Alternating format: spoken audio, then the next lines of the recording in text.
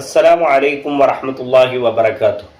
സഹോദരങ്ങളെ, തറാവീഹ് നമസ്കാരത്തിന്റെ പ്രാധാന്യത്തെ സംബന്ധിച്ചും അതിന്റെ ശ്രേഷ്ഠതയെ സംബന്ധിച്ചും റസൂലുള്ളാഹി സ്വല്ലല്ലാഹു അലൈഹി വസല്ലം പറഞ്ഞത് ഇപ്രകാരമാണ്: മൻ ഖാമ റമളാന ഈമാനൻ വഹ്തിസാബ, ആരെങ്കിലും വിശ്വാസത്തോടുകൂടിയും പ്രതിഫലേച്ഛയോടുകൂടിയും രാത്രി നമസ്കാരം നിർവഹിച്ചാൽ ഗുഫിറ ലഹു മാ തഖദ്ദമ മിൻ ദംബിഹി, അവന്റെ കഴിഞ്ഞുപോയ പാപങ്ങൾ അല്ലാഹു സുബ്ഹാനഹു വ തആല പുറത്തു കൊടുക്കും എന്ന് റസൂലുള്ളാഹി സ്വല്ലല്ലാഹു അലൈഹി വസല്ലമ നമ്മെ പഠിപ്പിക്കുകയാണ്.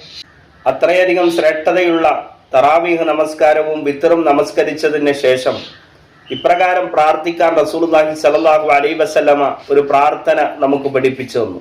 സഹോദരങ്ങളെ, എന്താണ് ആ പ്രാർത്ഥന? സുബ്ഹാനൽ മലിക്കുൽ ഖുദ്ദൂസ് എന്ന പ്രാർത്ഥനയാണ്. വിത്തറിന് ശേഷം 3 പ്രാവശ്യം ആ പ്രാർത്ഥന പ്രാർത്ഥിക്കണമെന്ന് റസൂലുള്ളാഹി സ്വല്ലല്ലാഹു അലൈഹി വസല്ലമ നമ്മെ പഠിപ്പിച്ചു.